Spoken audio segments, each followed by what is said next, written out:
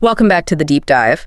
We are diving into some really interesting material today. It's basically offering a lifelong roadmap, a sort of foundational blueprint for achieving, real financial sovereignty through, disciplined crypto investment. That's right. This isn't about chasing the latest hot thing, the meme coins. It's more the slow, steady path, building serious wealth. Exactly. We're really trying to cut through all that noise. Yeah. Our mission here is to pull out the critical stuff, the evergreen playbook for you. And focusing just on those two foundational assets, the ones that really matter for the long haul, Bitcoin and Ethereum. Right. And the context for this, it's pretty astonishing when you look at it. We're seeing the snapshot, October 2025.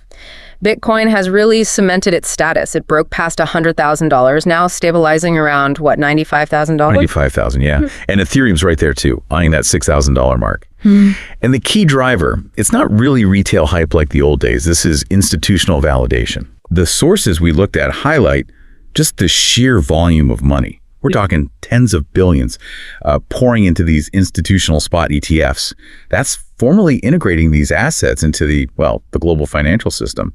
It signals permanent acceptance, really. So the whole conversation changes then, doesn't it? Completely. The question isn't if crypto is going to shape your future anymore. No. It's how you position yourself, how you can actually thrive in this new environment. So let's unpack that.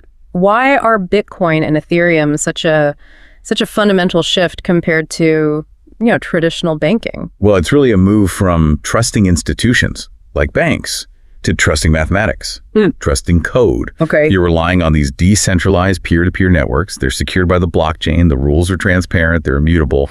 They aren't just decided behind closed doors by some committee. Right. Let's start with the big one, Bitcoin. People call it the digital gold standard all the time. It's positioned as the ultimate scarce asset. It really is scarcity personified.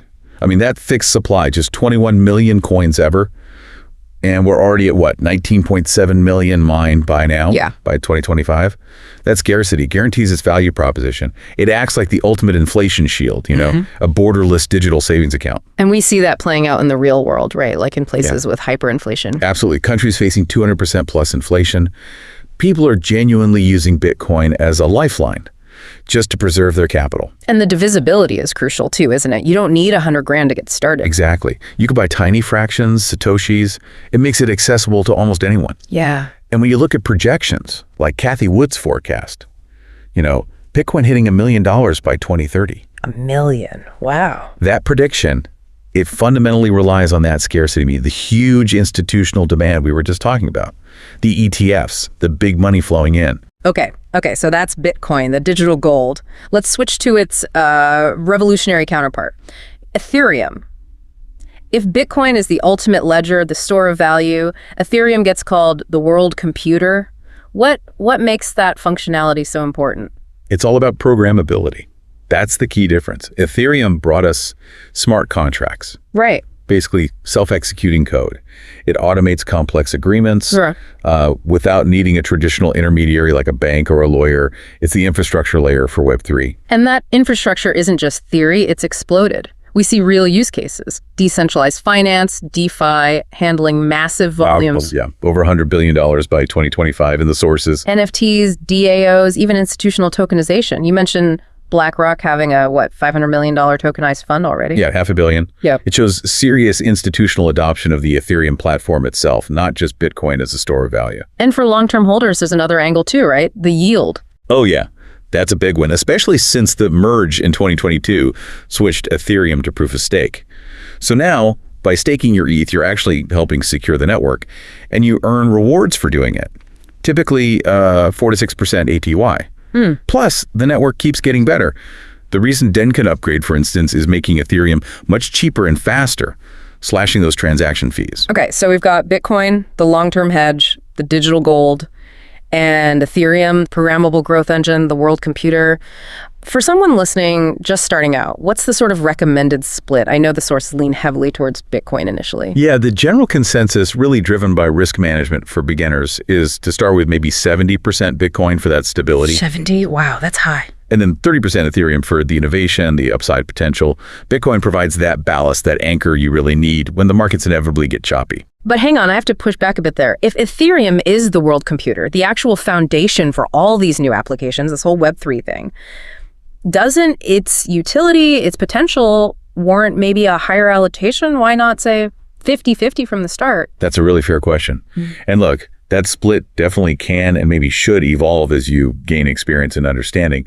But for someone brand new, historically, Bitcoin's volatility, while high, has been lower than Ethereum's. Okay. And Ethereum is still evolving rapidly. That means it carries maybe greater regulatory risk, greater technical risk. Will the upgrades work perfectly? Right. So that 70-30 split, it kind of aligns with that old Warren Buffett idea. Stay within your circle of competence, at least until you really grasp the volatility and applications built on ETH. Bitcoin's value prop is simpler. It's just scarcity. Okay, that makes sense. Start simple, start stable. Let's shift gears then to the practical side, the brass tacks.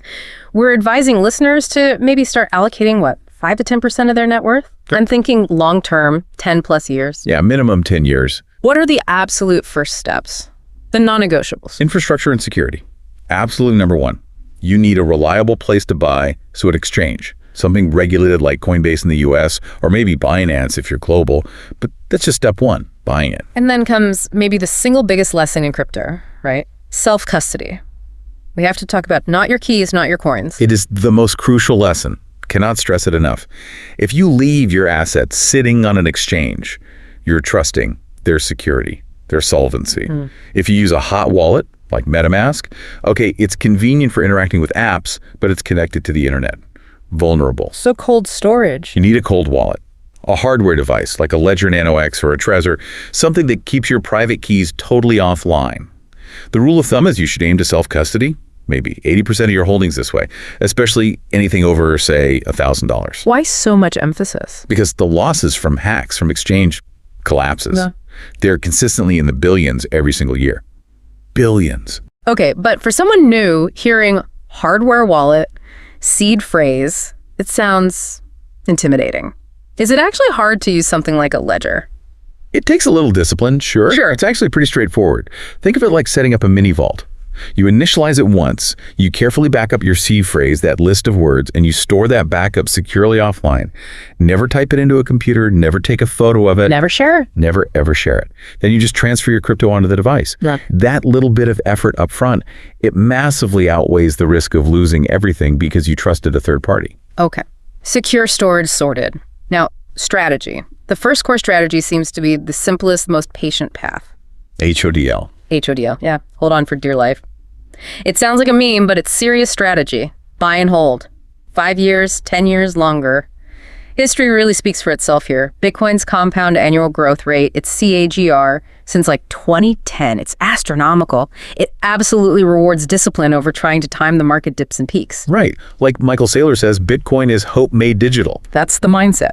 And the practical HODL portfolio we mentioned, that 50% BTC, 30% ETH, it also includes 20% in stablecoins. What's that for? That 20% is your dry powder, your opportunity fund. Oh, okay. It's liquidity. Cash parked in stablecoins like USDT or USDC, ready to deploy when the market inevitably has one of those scary drops. 30%, 40% corrections happen. That's when you buy more. Okay, but how do you actually do the buying without letting emotions take over during that volatility? Which brings us to the second core strategy, dollar cost averaging, DCA. DCA is basically emotional discipline put on autopilot. It's genius in its simplicity. Instead of stressing about is now the right time to buy, you just commit to investing a fixed amount of money on a fixed schedule. Like clockwork.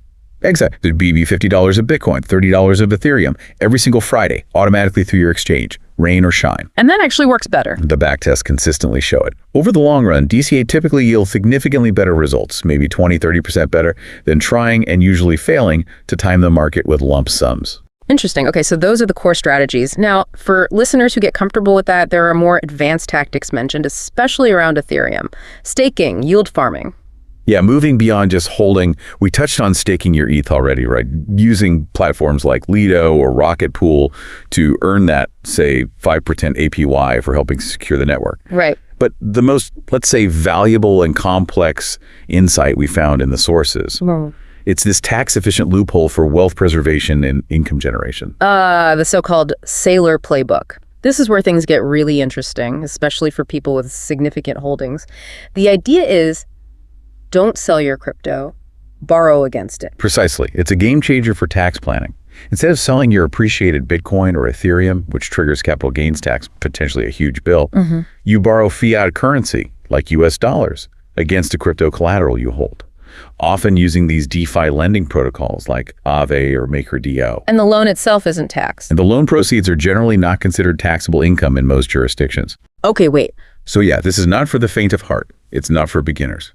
But the sources do note that for those with large stacks and a good understanding of the risks, this strategy can generate substantial yearly income, tax-free, without ever selling the underlying appreciating asset.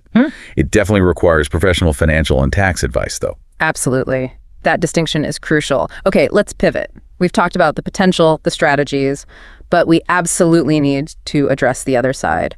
The risks. This journey isn't smooth sailing. Not at all. The risks are very real, and being prepared is non-negotiable. Yeah. Number one, as we just touched on, is extreme volatility. Yeah. Remember those stats? Bitcoin dropped 50% in April 2025 in our scenario. Yeah. Ethereum saw similar huge swings just based on regulatory FUD, fear, uncertainty, and doubt. Yeah. You have to be psychologically ready to stomach those crashes without panic selling. And security again. We mentioned cold storage, but the threats are constant. Constant. Massive losses still happen. Huge exchange hacks, sophisticated phishing scams targeting individual users. Yeah. You have to stay vigilant. Assume you are a target. Okay. And then there's manipulation. Market manipulation is definitely still a factor. Whales, large holders can, and sometimes do, try to move prices, maybe faking volume to orchestrate pumps and dumps. You need a shield against all these threats. So, mitigation. Let's talk about building that shield. What are the key defensive strategies? Rule number one, always. Never invest more than you can truly afford to lose. Your sleep at night money, that's paramount. Then, implement strict risk management rules for yourself. Maybe never put more than 2% of your crypto portfolio into any single speculative altcoin trade, for example. Always use stop losses if you are trading. Maybe set at 10% below your entry to protect your capital. Okay. And what about tools or other assets for defense? Diversification beyond just crypto helps. Using non-correlated assets, we mentioned holding Bitcoin alongside maybe traditional assets like gold ETFs. They often behave differently in different market conditions. Yep. And for the more advanced users, you can actually explore things like smart contract insurance. Platforms like Nexus Mutual offer cover in case the underlying DeFi protocol code gets hacked or fails. It's like insurance for your DeFi deposits. Interesting. Okay, let's wrap things up by maybe synthesizing some of the wisdom from the key figures, the visionaries, whose ideas underpin this long-term roadmap. Yeah, looking at the long-term mindset, you've got Vitalik Buterin, Ethereum's co-founder. His core message is often like, Ethereum is for building the future. Focus on scaling it. Focus on its utility. Don't just speculate. So utility-driven. Exactly. Yeah. Then you have the Bitcoin maximalist perspective, really embodied by Michael Saylor. Bitcoin is thermodynamic perfection. Own it forever. That's the pure HODL mentality, conviction. Right. Two different philosophies, but both long-term focused. Absolutely. And then you layer on the more aggressive financial forecasts from people like Cathie Wood. Her model's projecting, Bitcoin at $1.5 million, Ethereum at $20,000 by 2030. Huge numbers, driven by things like the convergence of AI and DeFi running on these platforms. But achieving anything close to that requires absolute conviction in that decade-long HODL approach we've been discussing. You can't get shaken out. And a final reminder about that advanced tax strategy. Yes, crucial point. If you were going down that path, or even just trading actively, you absolutely must use tracking tools. Services like Coinly or CoinTracker help you manage your cost basis and calculate capital gains accurately for reporting. But always remember, the fundamental goal, if possible, is to prioritize borrowing against your holdings rather than selling them, specifically to defer or potentially avoid those significant tax hits. So wrapping up this deep dive, the clearest takeaway seems to be success in this new financial world, building real wealth with crypto. It demands serious discipline. Yeah. It's basically HODL meets DCA, simple concepts, but executed consistently over a decade or more. And it's an ongoing process, right? It's iterative. Oh. Once you master these fundamentals, secure storage, HODL, DCA, then you can start exploring more. Yeah. You can use tools like Dune Analytics to actually look at the on-chain data yourself, see what's happening on the blockchain. See the real usage. Exactly. And you can begin exploring things like Ethereum's layer 2 solutions networks, like Optimism, Arbitrum, Base. Think of them as like express lanes built on top of the main Ethereum highway. They make transactions faster and way cheaper. Okay, so bringing it all home for the listener, what does this lifelong roadmap really mean for you starting today? I think the central message, echoing all these visionaries, is really simple. Long-termism wins. Patience wins. If these predictive models, even if they're only directionally right, suggest Bitcoin could be worth, say, $5 million by 2035. Wow. The real challenge isn't trying to perfectly time the market lows today. It's having the conviction, the discipline, to consistently follow that DCA and HODL strategy starting now. So maybe the closing thought for you is really simple, really actionable. What is the smallest, most disciplined investment you're going to make today? That $10 buy, that $50 buy. The one that your future self 10 years from now will thank you for having started.